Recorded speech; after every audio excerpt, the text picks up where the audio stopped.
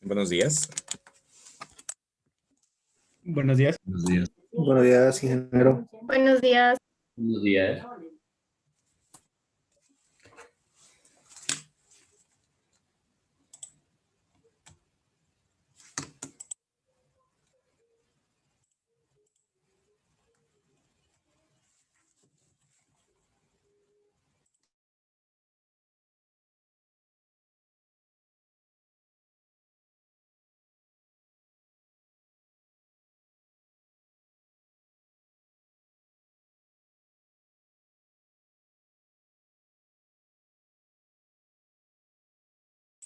Bien, chicos, a ver.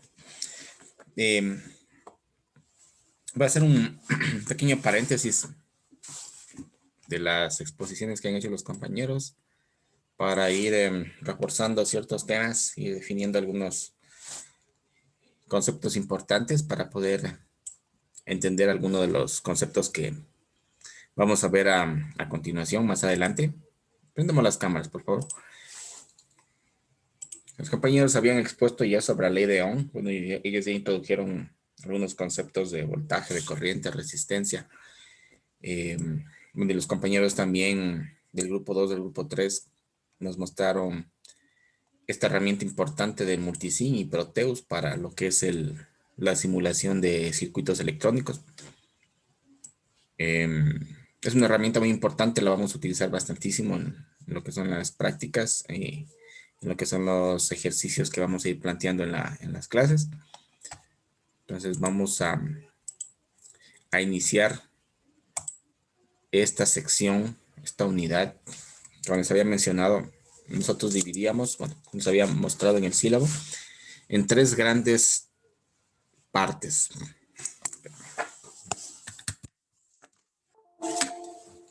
Ya.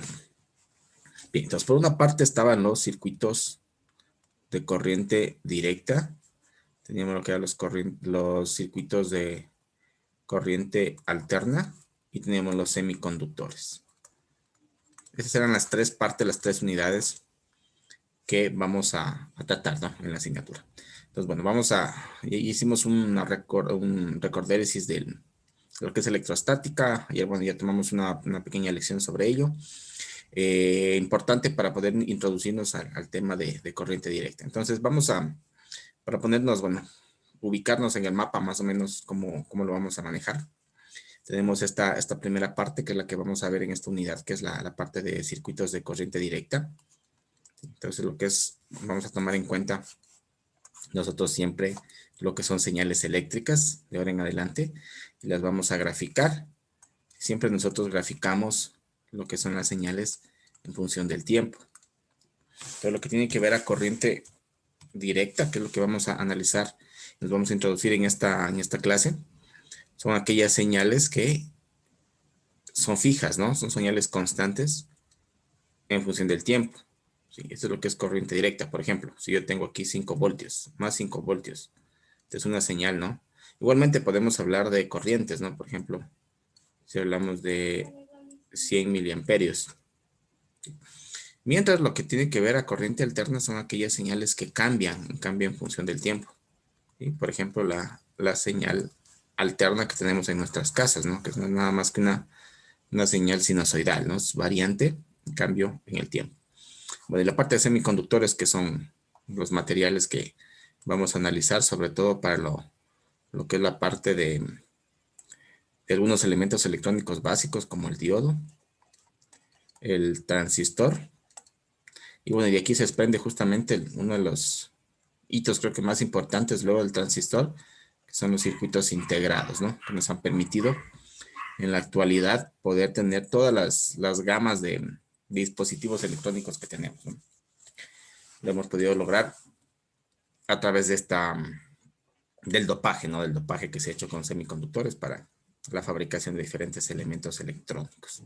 Bien, entonces, a ver, un momento por acá.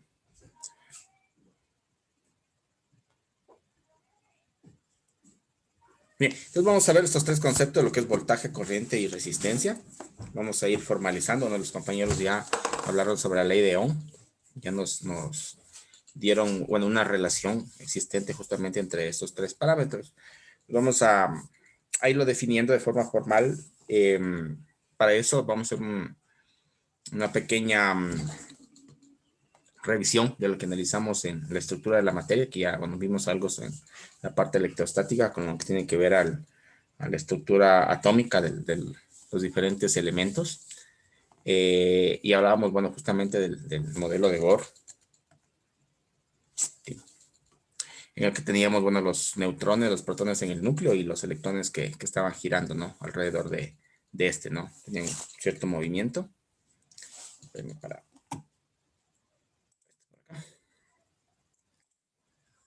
ya, entonces, bien, entonces hablamos que toda la materia se compone de átomos y todos los átomos se componen de electrones, protones y neutrones. Obviamente hay otras partículas subatómicas que también la habíamos mencionado, pero no nos vamos a meter en ello. Vamos a centrarnos en estos átomos fundamentales para poder explicar los fenómenos que existen dentro de la electricidad. Entonces, bueno, el átomo en ese sentido vendría a ser, por decirlo, la partícula más pequeña o elemental que existe dentro de la materia, ¿no? Que conserva todas las características de un cierto elemento, ¿no? Estamos hablando de un total de 109 elementos que, bueno, ustedes seguramente los habrán estudiado dentro de la distribución de la tabla periódica. Bueno, y todos estos elementos, pues obviamente los elementos conocidos tienen átomos que son, bueno, son diferentes, hay diferencias entre ellos y tienen sus características, ¿no? Justamente una de ellas es, por ejemplo, el número atómico, ¿no? Que es como se los ha clasificado dentro de la tabla periódica. O tiene relación justamente con lo que es las órbitas, bueno, o el número de electrones que se tiene en la materia, el átomo. O sea, aquí podemos ver nosotros justamente una diferencia entre dos elementos. Tenemos, ustedes ven aquí en esta gráfica, tengo yo un átomo de hidrógeno y acá en cambio tengo un átomo de helio. Pues como ustedes ven, la diferencia fundamental es en el número de protones, ¿no? Que viene a ser igual, ¿no? Al número de electrones.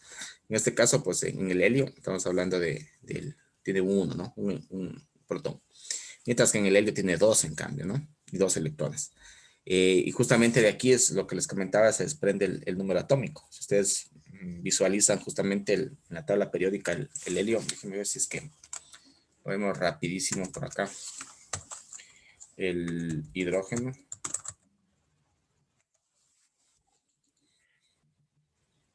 Y justamente, miren, aquí tienen un número, ¿no? El número atómico. Justamente me indica eso, ¿no? El número de protones que tenemos.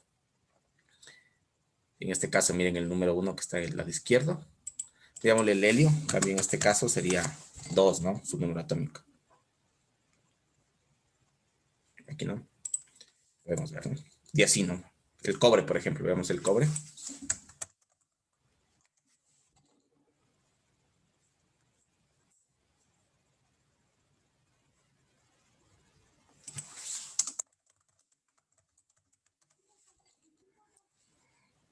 Es de los conductores más utilizados, ¿no? Dentro de la parte de electricidad. Ustedes pueden ver, bien, es 29. ¿Qué decir?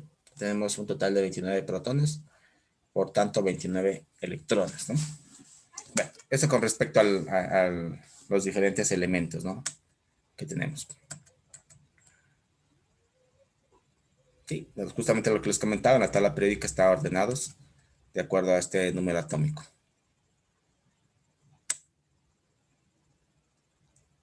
Bien, ahora, dentro del átomo, lo que vimos en la gráfica, cada uno de las órbitas, en este caso, tiene aquí, no, nos está mostrando 2 órbitas, tiene un cierto nivel de energía, ¿sí? Que se conocen como capas.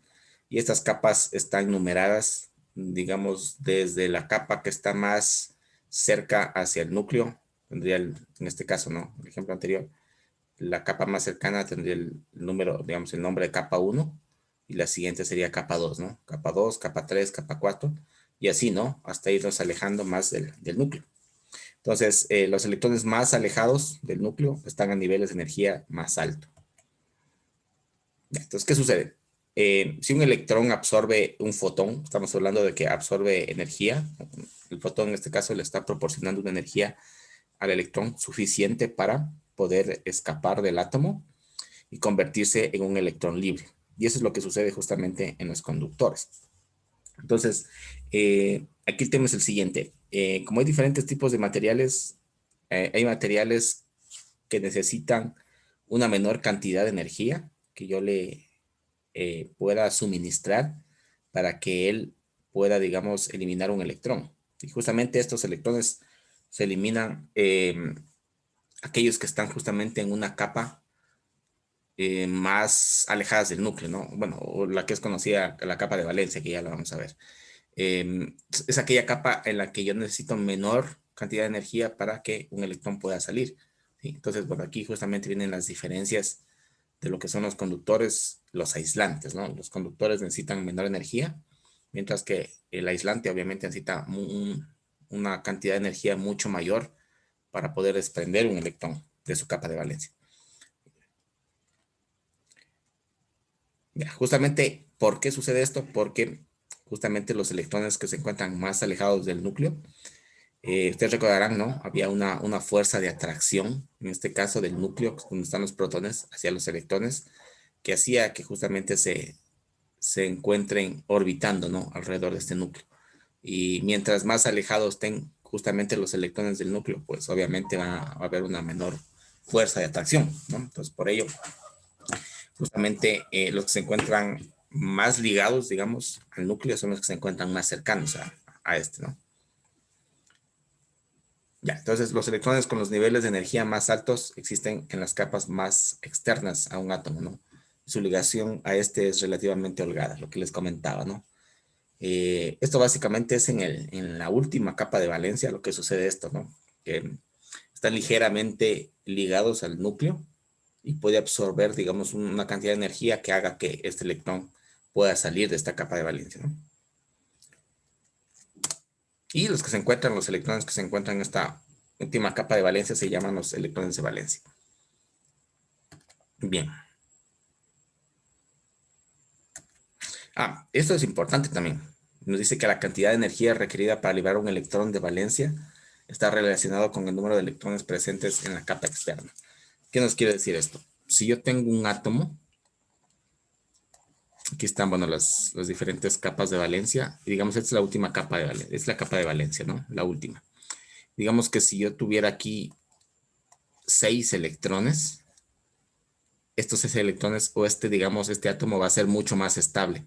Entonces va a ser mucho más complejo de que yo le suministre energía y poder hacer que este electrón salga de su átomo.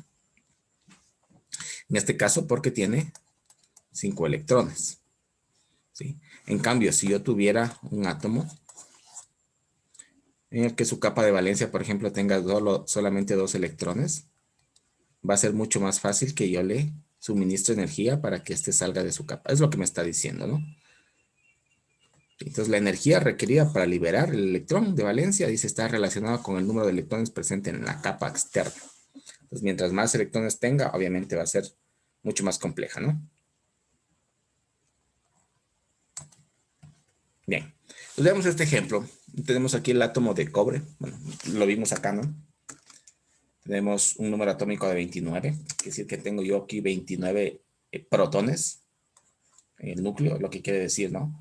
Obviamente, al átomo estar neutro, pues voy a tener 29 protones. Ahora, el número de electrones que existen en cada una de las capas se rigen a través de esta fórmula de acá, ¿sí? En donde n, en este caso, es el número de la capa. Por ejemplo, si nosotros analizamos la capa 1, aplicamos la fórmula, ¿no? En la capa 1, que sería, reemplazamos, ¿no? Es el número de capa 1 al cuadrado. Entonces sería 1 al cuadrado 1 por 2, 2. Entonces quiere decir que en la capa 1, entonces el número de electrones de la capa 1 es igual a 2. Entonces veamos, miren, en la capa 1 tengo justamente 1, 2 electrones. ¿Qué sucede en la capa 2? Tendría 2 por 2, 4 por 2, 8. El número de electrones de la capa 2 sería 8. Veamos, 1, 2, 3, 4, 5, 6, 7, 8. ¿Sí? Y así sucesivamente, ¿no? En la capa 3 también voy a tener un número de electrones. Y finalmente, seguramente la suma de todos estos me va a dar 28 electrones. Y me faltaría un electrón para poder completar los 29, ¿no? Los 29 electrones para que el átomo en este caso se encuentre neutro. Y ese electrón que falta está ubicado aquí justamente en la capa 4, ¿no? Que sería la capa de valencia, ¿no? Pues mire, justamente como les decía, ¿no? Entre menos electrones tenga en la capa de valencia, pueden estar menor cantidad de energía para liberar el electrón. En este caso, el cobre justamente por eso es considerado como un buen conductor, porque su última capa de valencia solo tiene un electrón. ¿Sí?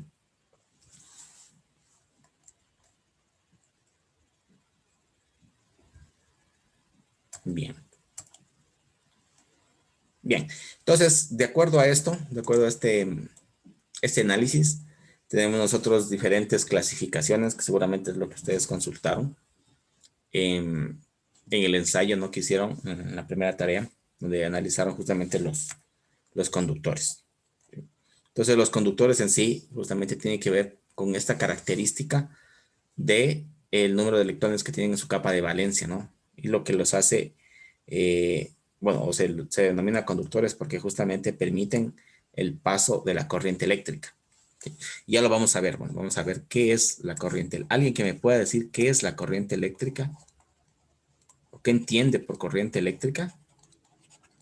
Porque dice que los conductores me permiten el paso de la corriente eléctrica. ¿Pero qué es la corriente eléctrica? El flujo de electrones. ¿Ya? Por unidad de tiempo. Uh-huh. Keila, muy bien. Sí, entonces, sí, nosotros vimos en la parte electrostática electrones estacionarios, ¿no? Pero al hablar nosotros ya de electrones en movimiento, es decir, electrones que se están desplazando en un movimiento, como decía Keila, ¿no? Por unidad de tiempo, es decir, coulombs por segundos. Eso vendría a ser lo que es la corriente eléctrica. Entonces, bueno, ya lo vamos a definir más adelante también, el voltaje y la corriente. Pero los conductores hacen justamente eso, ¿no? Permiten el paso de la corriente. ¿Sí? Entonces, una de las características justamente de este tipo de materiales es que tienen una gran cantidad de número de electrones libres. ¿Sí? O sea, estamos hablando de 1 a 3 electrones de valencia en su estructura, es decir, algo así. Tienen su última capa de valencia de 1 a 3 electrones. Esto es considerado como un conductor. Bien. Entonces, estamos hablando que la mayoría de los materiales son buenos conductores. Eso es como que una regla general, ¿no? Y el cobre, pues obviamente es el más ampliamente utilizado porque, bueno, por una parte es más barato comparado con la plata, por ejemplo, que nos comentaba algún compañero en alguna clase, ¿no? Que la plata tenía una mayor conductividad. Según el análisis que él había consultado, pero sin embargo, si hablamos de costos, pues la plata tiene un costo mucho más considerable, ¿no? En función o en comparación que el cobre, ¿no? Por eso es que el cobre es mucho más utilizado dentro de la parte de instalaciones, ¿no? Bueno, y luego vienen los semiconductores también que ustedes también consultaron. Entonces, estos en cambio se clasifican por debajo de los conductores en cuanto a la capacidad de transportar, en este caso la corriente eléctrica también, ¿no? Porque tienen en cambio menos electrones libres. ¿Sí? Entonces aquí estamos hablando que en cambio, si nosotros analizamos el átomo, lo que son los semiconductores, estamos hablando que tiene 4 electrones de valencia en cambio, ¿no? Hablamos que en los conductores tenían de 1 a 3, los semiconductores tienen 4. Quiere decir que no son tan buenos conductores como como los conductores. Sin embargo, tienen un cierto nivel de conducción, ¿sí? Entonces, están como que en una parte intermedia, ¿no? Entre los conductores y los aislantes. En otras palabras, para yo poder extraer, digamos, ¿no? Un electrón de la capa, un electrón de valencia de un semiconductor, puede necesitar, digamos, una franja. Digamos, esta es la franja de un conductor. Estamos hablando de una franja de energía, ¿no? El semiconductor va a necesitar una mayor franja de energía, ¿no? El semiconductor. Obviamente, un aislante aún más, ¿no? Una franja mucho más grande de energía para poder, en este caso, desprender, ¿no? Justamente, ¿para qué quiero desprender? Por lo que hablábamos, ¿no? La corriente es el flujo de electrones. Entonces, si yo quiero que exista corriente eléctrica, pues voy a tener que desprender electrones. Entonces, bueno. ¿Qué más?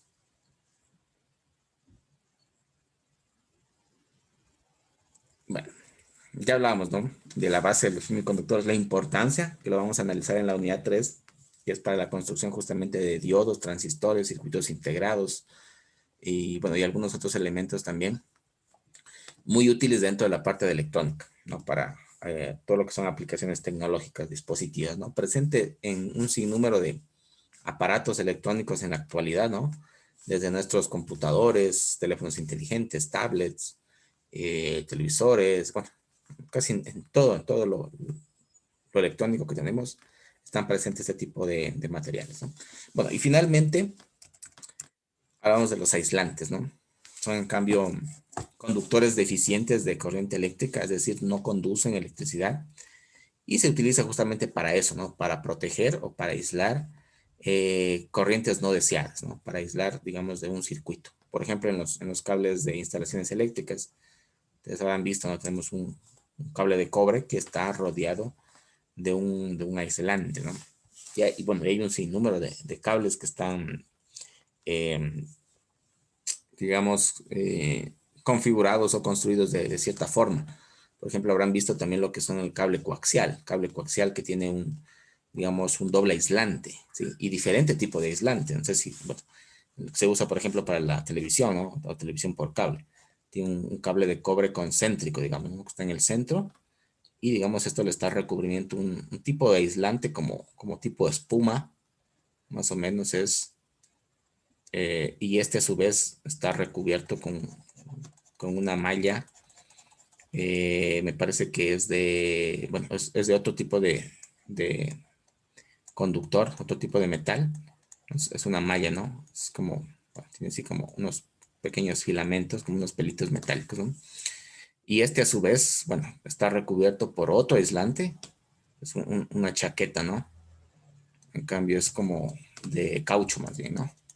Son como que dos tipos de aislantes, ¿no? Aquí el caucho y acá en cambio tiene como una espuma, ¿no?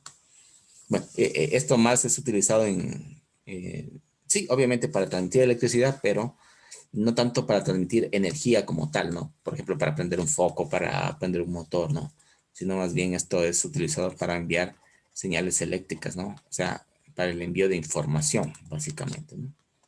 Esto vendría a ser, como decir, un canal de comunicación o ¿cómo se lo denomina? Un, un medio, ¿sí? Un medio de transmisión, que en este caso es un medio guiado que se llama, ¿no? El cobre. Tenemos otros tipos de medios. Tenemos bueno, hay por ejemplo también el cable UTP, que seguramente ustedes habrán visto, que es utilizado en cambio en redes, que es, bueno, es un par de, bueno, son en realidad eh, 4 pares de hilos que están trenzados y tienen, bueno, diferentes colores justamente para poder identificar y seguir un estándar que existe dentro de redes.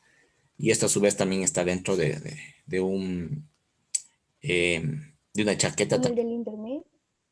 Sí, justamente bueno, cuando hablamos de redes, hablamos en general de todas las redes, ¿no? De internet, de redes locales, ¿no? Digamos, de redes en bancos, en su casa mismo, ¿no?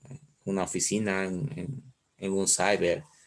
¿Sí? Obviamente el internet es un tipo de red. Es más, es la red más grande, ¿no? Del mundo.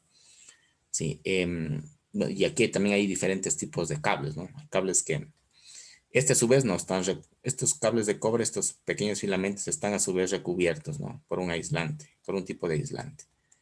Y a su vez todo esto está también con una chaqueta. Es más, existen algunos que usan buffer, que se llama, que es también otro conductor, digamos que, perdón, otro aislante que están recubriendo cada uno de los pares. Entonces, todo esto les da diferentes tipos de características, pero igual esto es para transmitir información. Obviamente, envía señales eléctricas, pero son utilizados para enviar información, ceros y unos básicamente, ¿no? Comunicación digital, para lo que son en este caso comunicación de computadoras.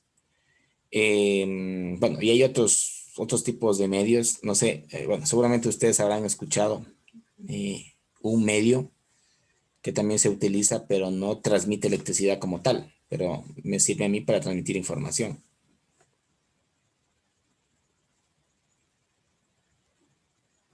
¿Han visto? De pronto alguien tiene en su casa. ¿Perdón? Ah, no, solo dije que no, no he visto. Piensen, un medio de transmisión de información, pero que no use electricidad, o sea, que no use, eh, digamos, transmita otro tipo de energía que no sea la electricidad. Fibra óptica. Ya, gracias. La fibra óptica, correcto. Es un cable, ¿sí? Es un cable igual, ¿no? Que tiene, hay diferentes tipos, ¿no? Hay fibras, bueno, por una parte por el número de hilos. Hay que tienen desde 2 hilos hasta 48 hilos.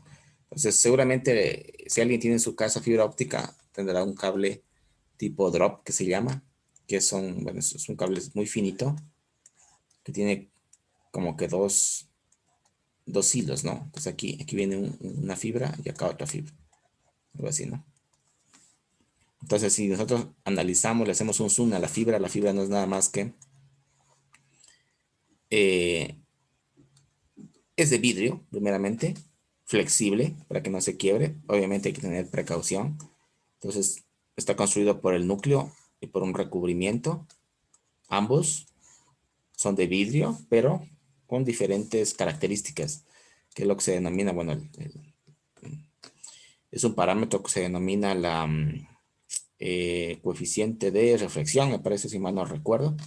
Entonces, lo que hace esto es, al tener yo aquí dos materiales con dos diferentes coeficientes de reflexión, lo que hace es que esta señal, aquí viaja luz, ¿no?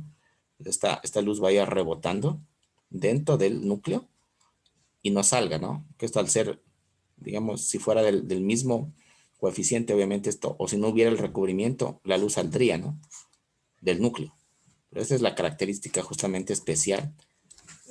Incluso hay algunas lámparas de fibra, bueno, que son construidas de plástico, que se los usa como adornos. Entonces aquí tienen una luz, incluso unos arbolitos de Navidad he visto. Tienen aquí, digamos, como que varias filamentos de plástico. Si ustedes ven la luz aquí no se escapa, no se ve, pero si ustedes lo ven desde las, digamos, las esquinitas, aquí ellos emiten luz. Hay unas lamparitas por ahí de adorno. Bueno, se usa justamente para esto algunos conceptos físicos.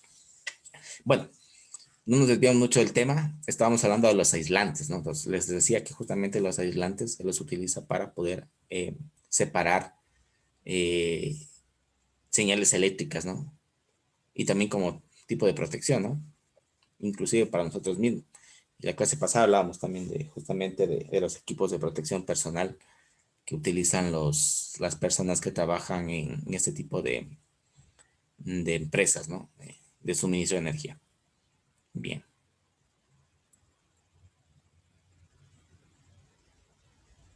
Y aquí, mire, justamente nos habla, en la capa de valencia tiene más de 4 electrones de valencia, ¿no? Su estructura atómica. Entonces, quiere decir que su estructura es mucha más estable, ¿no? Al tener muchos más electrones en la capa de valencia. Entonces, recordemos, conductores de 1 a 3 electrones de valencia. Semiconductores, estamos hablando de 4 electrones de valencia, que bueno, son los más utilizados, el silicio y germanio. Y lo que son aislantes, en cambio, estamos hablando de mayor a 4 electrones de valencia. Bien. Dicho esto, vamos a analizar entonces lo que es el voltaje. ¿Quién me puede ayudar a definir esto del voltaje? ¿Cómo lo entienden el voltaje?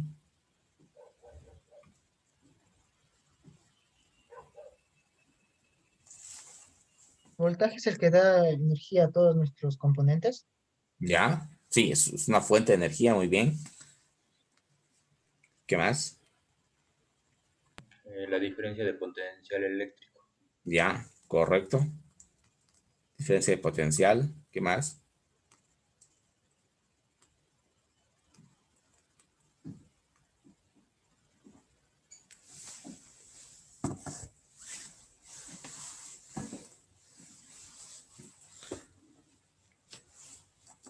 ¿Qué más?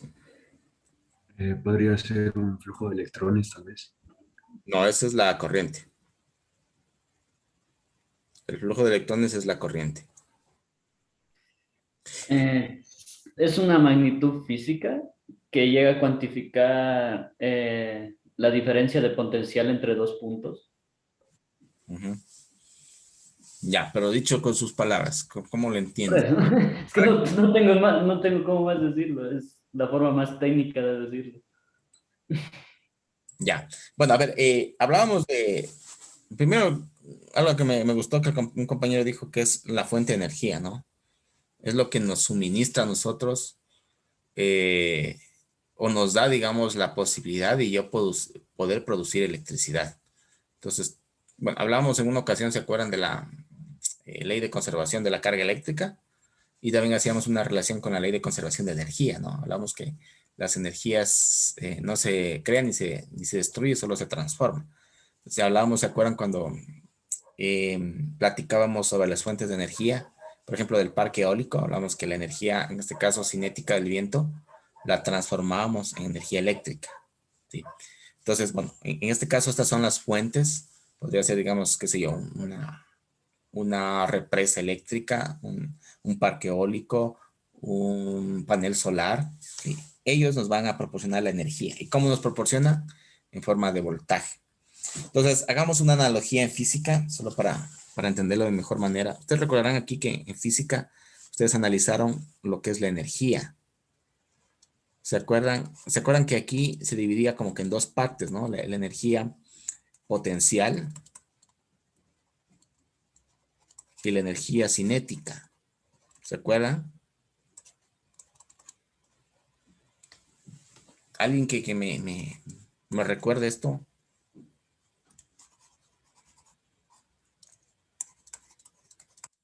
¿A qué se refería?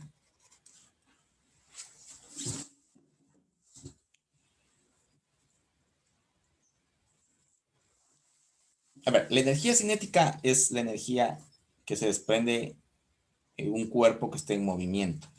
Y por eso justamente viene la palabra cinética, ¿no? De movimiento.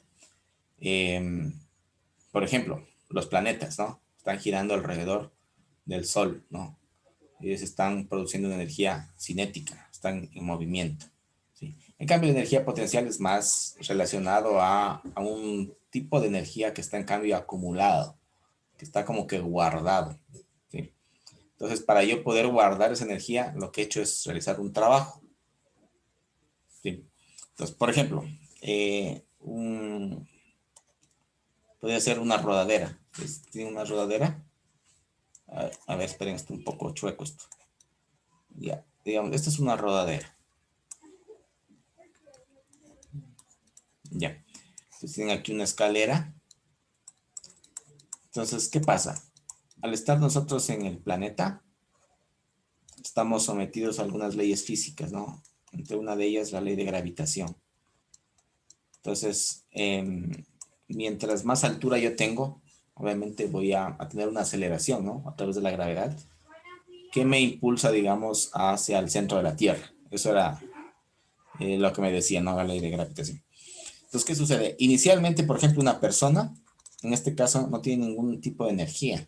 Está, digamos, estático, está sin hacer ninguna actividad, ¿no? Digamos, si él ejerce un trabajo y, digamos, él sube las escalerillas, ¿sí? Al ejercer ese trabajo y él estar acá arriba, ganó una cierta altura, ¿sí? Por ende, digamos, él tiene una energía acumulada. Y esa energía acumulada justamente era la energía potencial. ¿Sí? Porque en el momento en el que él, por ejemplo, se arroja, tiene energía para que le impulsa, ¿no es cierto?, a través de la gravedad a caer a la Tierra. Entonces, aquí inicialmente, digamos, tendría una energía cinética de 0, ¿sí? Porque está él quieto, ¿no? No se está moviendo. Pero tendría un cierto valor de energía potencial. Aquí tendría un cierto valor, ¿no? Pero ¿qué sucede? Si él se lanza, esa energía que él tiene acumulado, justamente en base a esta altura, y aquí había una fórmula, bueno, no la recuerdo muy bien, la fórmula de energía potencial, pero estaba en función de la altura. Al lanzarse, esta energía potencial se va a ir transformando en energía cinética. Entonces, él comienza a moverse, ¿no? Al lanzarse acá. Entonces, conforme él se va lanzando, la energía potencial va disminuyendo y va aumentando, en cambio, la energía cinética. ¿Sí? Hasta que llega un punto, digamos, que ambas energías son la mitad y bueno, y luego toda la energía potencial, digamos, se convirtió en energía cinética. Sí, bueno, algo así, ¿no? Entonces, algo similar sucede acá en electricidad. Entonces, ustedes recordarán que yo tenía, por ejemplo, dos cargas de diferentes signos. Entonces, estas se atraen, ¿no? Ubiquémoslas así, más cerca, ¿no? Estas se atraen. Pero, ¿qué pasa si yo ejerzo una fuerza, ¿no? Realizo un trabajo y hago que estas dos cargas se alejen, se separen? ¿Sí? Se ponga acá y se ponga acá. Ese trabajo que yo realicé, lo he convertido, lo he transformado en una energía potencial. ¿Sí? Entonces, ¿qué va a suceder? Si yo tengo un cambio en electricidad, por ejemplo, aquí un material, digamos que tenga cargas positivas y acá cargas negativas, este va a tener un potencial y este va a tener otro potencial, como el potencial 1, potencial 2. Entonces, por definición, el voltaje no es nada más que la diferencia, como decían los compañeros, diferencia de potencial. Y quiere decir que, digamos, el potencial 2 menos el potencial 1. Inclusive, uno de los compañeros mostró, me parece que fue en un multisim. Sí, en esa exposición me parece que fue, un compañero hablaba justamente de, si yo mido el voltaje, por ejemplo, en un circuito, en un punto, donde él no medía el voltaje, sino más bien medía el potencial. Decía, en un potencial había, por ejemplo, 12 y en otro potencial había 4. Entonces, en ese caso, el voltaje era 8, porque era la diferencia de potencial. Sería 12 menos 4 igual a 8, ¿cierto? Bien, entonces, eso básicamente es el voltaje, ¿no? Es esta diferencia de potencial. Es decir, es una energía que está acumulada, como este ejemplo de acá, ¿no? Esta energía que está acumulada por este trabajo que yo hice aquí, que puede ser luego convertido en otro tipo de energía, ¿no? En este caso, yo con esta energía que tengo acumulado, puedo producir el movimiento en cambio de electrones, ¿no? O sea, sería como que la convierte en energía cinética, ¿no? Los electrones al estar, digamos, fijos, en cambio los hace moverse. Y ese movimiento de electrones, en cambio, es lo que es el voltaje. Entonces, ¿cuáles son las fuentes de voltaje? Perdón, el movimiento de electrones es la corriente, ¿no? Entonces, en un circuito, ¿cuáles son las fuentes que yo tengo? En este caso, bueno, así se representa una fuente de poder de corriente directa. Entonces, puede ser, por ejemplo, una pila. Una pila puede ser una batería. Por ejemplo, la batería de los vehículos. Tengo, bueno, diferentes dispositivos, ¿no? Y esto no es nada más que voltaje. Por eso es que ustedes en la pila y se miden volts. Podrán haber visto las características, ¿no? Por ejemplo, una pila AA, AAA es 1.5 voltios. De pronto en una batería de su celular, de pronto 3.8 voltios. Una batería de vehículo, 12 voltios. En una batería de un vehículo más grande, por ejemplo, un bus o un tractor, dando 24 voltios. ¿Sí? Entonces, la cantidad, ¿no es cierta?, energía que me puede proporcionar, en este caso, esta fuente. Entonces, en resumen, digamos, explicándolo de forma sencilla, ese es el voltaje. ¿Sí? Es la energía que me proporciona una fuente para yo poder producir el movimiento de electrones, que es lo que nos interesa, ¿no? La corriente eléctrica. Y la corriente eléctrica a su vez pues puede generar varias cosas. Por ejemplo, en un foco puede generar que se ilumine al pasar, digamos, por un LED, igualmente que se ilumine, al pasar por un motor que genere un movimiento y todo lo que conocemos, ¿no? Que realiza la electricidad. Entonces, necesitamos tener una fuente de energía que en este caso nos proporciona el voltaje. Digamos, ya acá tenemos entonces nuestra fórmula, mire. Hablábamos de el voltaje, estamos hablando de una energía, ¿no? Que está acumulada, que justamente la energía, ustedes recordarán, en el sistema internacional estaba en joules, ¿sí? Dividido para la carga, ¿no? Que estaba en coulombs. Entonces, la unidad del voltaje en este caso, de joules sobre coulombs, es lo que se conoce como volts, ¿sí? Que sería la unidad básica del voltaje. Entonces, en otras palabras, viendo ya la definición, un volt me dice que es la diferencia de potencial, es decir, el voltaje, justamente lo que les acabo de mencionar. El volt es la diferencia de potencial entre dos puntos cuando se utiliza un joule de energía para mover un coulomb de carga de un punto a otro. Eso vendría a ser la definición del voltaje. Por ejemplo, miren aquí, dice que si por cada 10 coulombs de carga está disponible 50 joules de energía, me dice que cuál es el voltaje. Tendría que dividir en este caso la energía, que sería los 50 joules que están disponibles, dividir para la carga, que en este caso es de 10 coulombs, pues me daría un total de 5 volts, que sería el voltaje de este ejemplo, ¿no?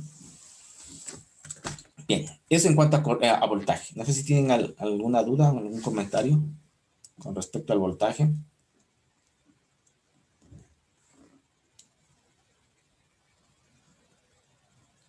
¿Sí? El resumen es la fuente que me proporciona la energía suficiente para yo poder mover los electrones, es decir, para poder yo producir corriente eléctrica. ¿Ok? Entonces vamos con la corriente. Bueno, ya lo habíamos dicho. Primeramente veamos la estructura. Este es un cable de cobre podría ser, o, bueno, de cualquier material conductor.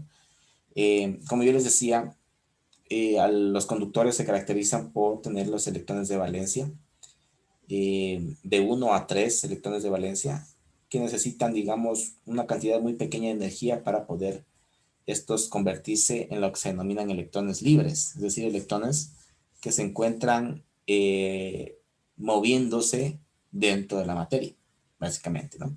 Entonces, como la energía suficiente es poca, por ejemplo, si yo administro, por ejemplo, luz, ¿no? Fotones, o inclusive si yo administro, qué sé yo, o elevo la temperatura de un material, eso ya es proporcional a una energía, ¿no? Le estoy proporcionando una energía térmica. Entonces, eso hace justamente, dependiendo también de la temperatura, que los electrones salgan, ¿no? De los átomos y se encuentren como que viajando, ¿no? Dentro de la materia. Si es que encuentran, por ejemplo, un átomo que le falta un electrón, bueno, podría ser que se queden, ¿no? En ese hueco, digamos, que está disponible dentro del átomo. O simplemente se encuentran moviéndose aleatoriamente dentro de un material. Eso es lo que sucede dentro de un conductor, ¿no? Estamos hablando de un conductor que no está sometido a ningún efecto eléctrico, es decir, no tengo ningún voltaje, no tengo ningún campo eléctrico al cual yo lo estoy sometiendo. Simplemente es un material que se encuentra a temperatura ambiente, por decirlo, ¿no? En nuestras casas. Sucede esto. Pues, ¿qué pasa?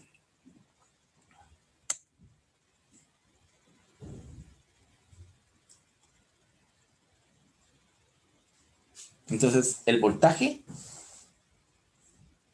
permite que estos electrones se muevan, o digamos de una manera que se ordenen, ¿sí? Y ese movimiento de electrones es lo que se denomina la corriente que hablábamos, ¿no? Anteriormente. Este de aquí. Bien, entonces yo a este conductor le he aplicado en cambio un voltaje, ¿sí? Obviamente una diferencia de potencial. Entonces voy a tener acá dos polos, ¿no? Un polo negativo y un polo positivo. Si nosotros lo vemos de esta manera, miren, bueno, aquí en realidad lo que sucede es que se genera un campo eléctrico, ¿no? Un campo eléctrico que hace que estos electrones que anteriormente, miren, estaban desalineados, en desorden, moviéndose al azar, se ordenen, se alineen. ¿Sí? Bien, se ordenaron en base a este campo eléctrico. O dicho de otra forma, los electrones, al estar bajo este efecto de esta carga negativa que nos está proporcionando, en este caso, una fuente de voltaje, va a hacer que se alejen de aquí, ¿no? Mientras que la placa positiva los va a traer. ¿Sí? Entonces, justamente, aplicando un poco de electrostática, sucede eso, ¿no? O sea, está trayendo los electrones. O sea, o lo que está produciendo es que los electrones se alineen y se muevan a través del conductor, ¿no? Que es lo que se conoce obviamente como corriente eléctrica, ¿no? El movimiento de los electrones. Sí, bueno, aquí pasan otras cosas. En realidad, bueno, como les digo, en realidad aquí lo que sucede es que se produce un campo eléctrico que hace que estos electrones se muevan, ¿no? O se produzca la fuerza, que es lo que habíamos visto justamente en la ley de Coulomb. Pero, bueno, ya vamos a ver más adelante que existe una convención de la dirección de flujo de corriente eléctrica. Por ahora, simplemente para explicar la parte de corriente, lo vamos a dejar hasta ahí, simplemente indicando que existe, en este caso, la fuente de energía de voltaje, que es la diferencia de potencial, me está ordenando los electrones libres y los está impulsando, ¿no? Les está dando un movimiento, básicamente. Bien.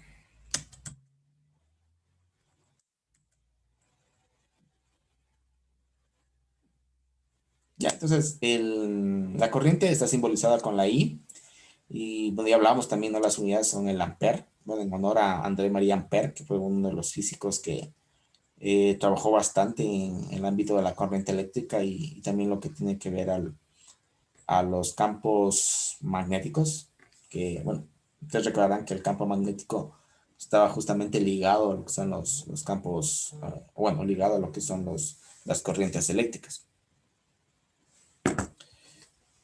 Bien, entonces la corriente no es nada más que una velocidad, ¿sí? Una velocidad que lleva flujo de carga. Ustedes recordarán la velocidad en física que era. Yo tenía una persona, bueno, un vehículo,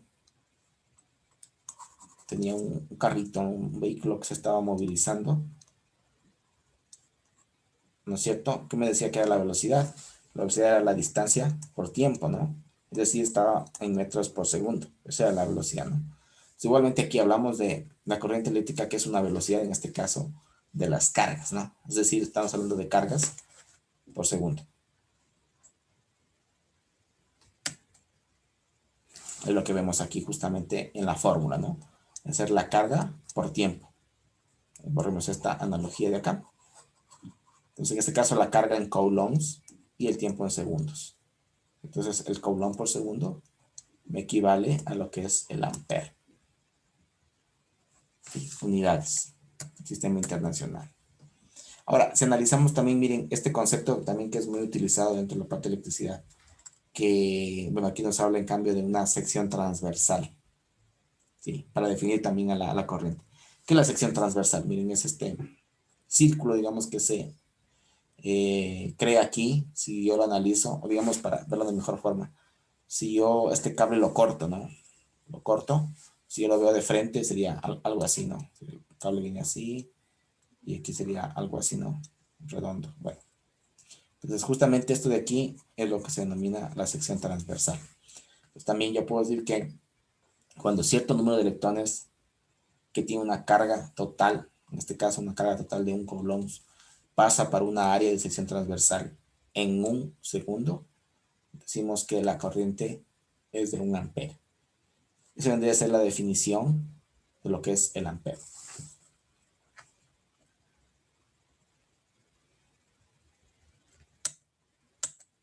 Bien, ejemplos.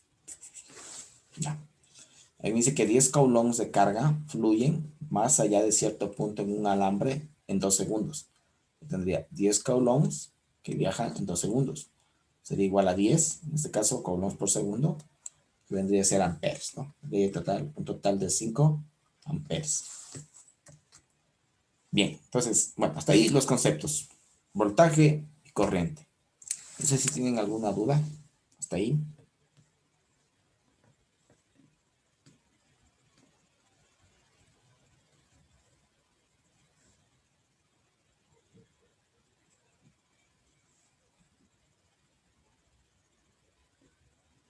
¿No? Bien, entonces finalmente tenemos este concepto que es la resistencia.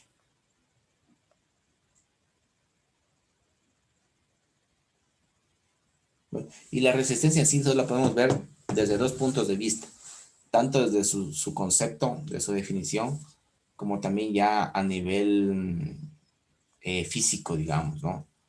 Porque, digamos, el voltaje y la corriente nosotros lo vemos como de forma de definición y, digamos, a nivel abstracto, ¿no? No lo podemos nosotros visualizar, digamos, físicamente. O lo que sí podríamos hacerlo es medirlo. Por ejemplo, si yo cojo una pila, cojo un multímetro y mido el voltaje, me va a dar un valor, ¿no? Puedo medirlo. Pero en cambio no lo puedo visualizar, ¿no? La corriente igual, ¿no? A no ser que yo toque un cable y me coja la electricidad, podría, digamos, sentir el efecto del viaje de los electrones, ¿no? Pero la resistencia en sí, digamos, ya viene a ser como que, aparte del concepto, vendría a ser ya un dispositivo en sí, un dispositivo físico. Y de aquí viene, bueno, uno de nuestros primeros símbolos que vamos a utilizar dentro de la parte de electricidad, que es la resistencia. Entonces,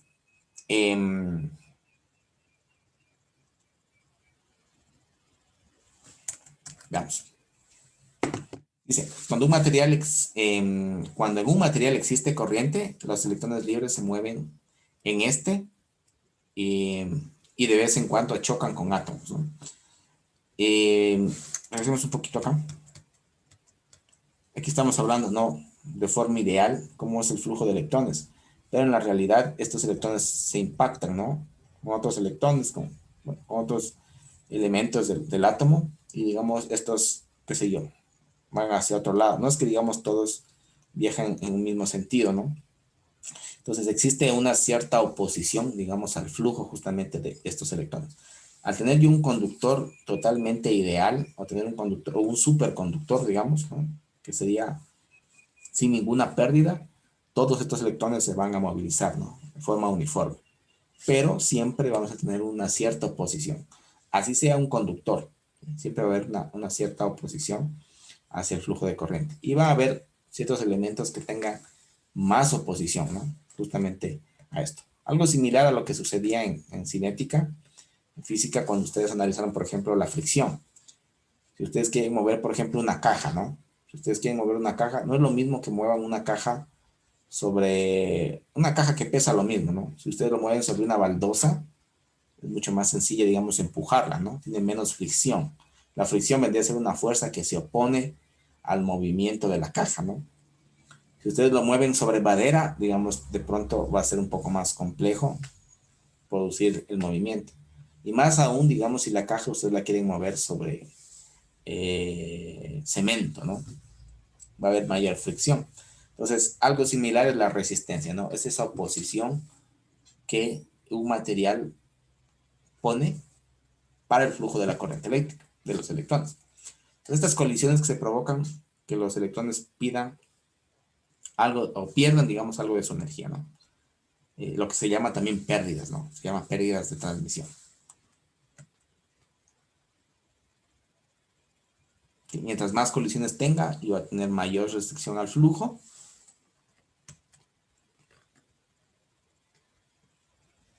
Y justamente es lo que se llama resistencia. Y lo que les decía, ¿no? Va a depender esto al tipo de material que yo tenga. Como en el caso de la caja, ¿no? Ahora vamos si yo lo muevo en baldosa, en madera o en cemento. Entonces, igual acá, ¿no? Y lo que decía el compañero, ¿no? La plata tiene mayor conductancia. O en otras palabras, tiene menor resistencia al flujo de electrones. Entonces, la plata, digamos, es un mejor conductor en comparación con el cobre. Sí, las unidades, bueno, long, también que ya lo vimos, ¿no? Está representada por la letra griega omega, en honor a George Simon Ohm, también que fue otro de los grandes investigadores dentro del ámbito de la electricidad. Y tenemos nuestro primer símbolo eléctrico, que es la resistencia. Como les digo, esto ya es un elemento físico que yo lo puedo tener, que yo lo puedo inclusive comprar para armar ya mis circuitos eléctricos. Entonces, por definición, me dice que, bueno, de la unidad en sí, dice que existe un ohm de resistencia si hay un ampere de corriente en un material cuando se le aplica un volt al material. Justamente esto tiene mucha relación con la que expusieron los compañeros de la ley de Ohm. Justamente, ¿no? Conductancia. ¿Quién me comenta lo que es la conductancia?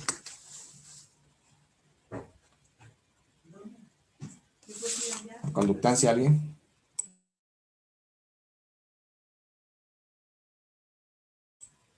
¿Alguien que me comente la conductancia? Creo que era la capacidad para conducir de un material. Exacto. Sí. O sea, vendría a ser lo opuesto a la resistencia.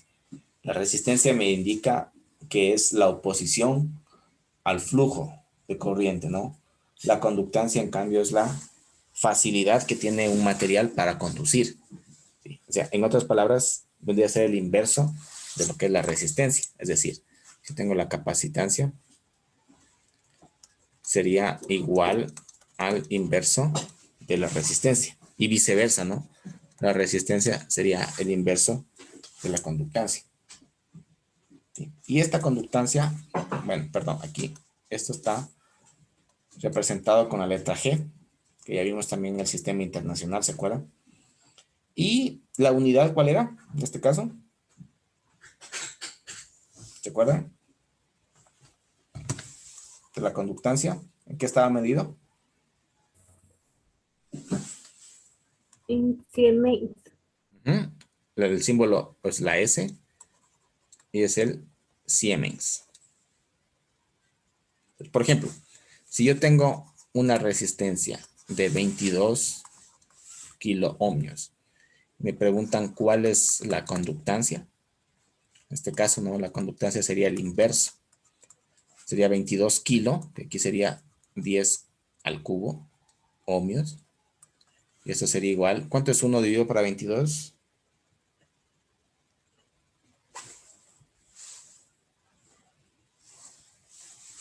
.04.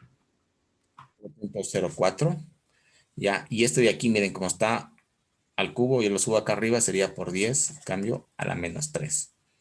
Y esto yo lo puedo representar en notación de ingeniería, poniéndole acá, sería 40 por 10. Denme aquí más decimales. 0.04, ¿qué más? Unos 2 decimales más. 545. Ya, redondeamos. Ya, entonces si yo muevo la coma acá, sería 45.5 por 10 a la menos 6. Sería notación de ingeniería y esto yo lo pasaría a prefijo, ¿no? Sería 45.5. ¿Qué sería aquí? El prefijo. 10 a la menos 6. Micro. Entonces, una resistencia de 22 kiloohmios equivale a 45.5 microsiemens de conductancia. Pues como les decía, este es el concepto de resistencia, ¿no? Y yo puedo encontrar en el mercado resistencias, ¿no? Y aquí, bueno, hay un sinnúmero. Estas son las resistencias, ¿no? Físicamente. Seguramente ustedes las habrán visto en algunos elementos. Tiene diferentes valores, depende justamente de los colores que están aquí. Es un código, está representado acá. El código, yo puedo leer a través del código cuál es el valor de esta resistencia. Y existe también de diferentes tamaños, miren. Tengo unos más grandes, medianos, unos más pequeñitos. Justamente eso también es otra de las características principales de la resistencia. Entonces, nuestro primer elemento con el cual vamos a trabajar en esta asignatura. Bueno, en la siguiente clase, el día martes, creo que es nuestra siguiente clase, vamos a leer un poquito más sobre las resistencias. A ver justamente cuál es bueno, lean ustedes también lo que es el código de colores de las resistencias para poder interpretar o leer de mejor manera, digamos, cuál es el valor que tienen estos elementos, ¿sí? Y también esto nos va a ayudar para hacer nuestra primera práctica de laboratorio, ya utilizando LabsLang, que les había mostrado el día de ayer, para lo que es el uso de un laboratorio remoto. Eso lo vamos a analizar en la siguiente clase. Creo que Por ahora vamos a quedar hasta ahí, para no alargarnos mucho. No sé si tienen de pronto ahí alguna duda sobre lo que vimos hoy. De pronto, voltaje, corriente, resistencia. Esos tres conceptos fundamentales.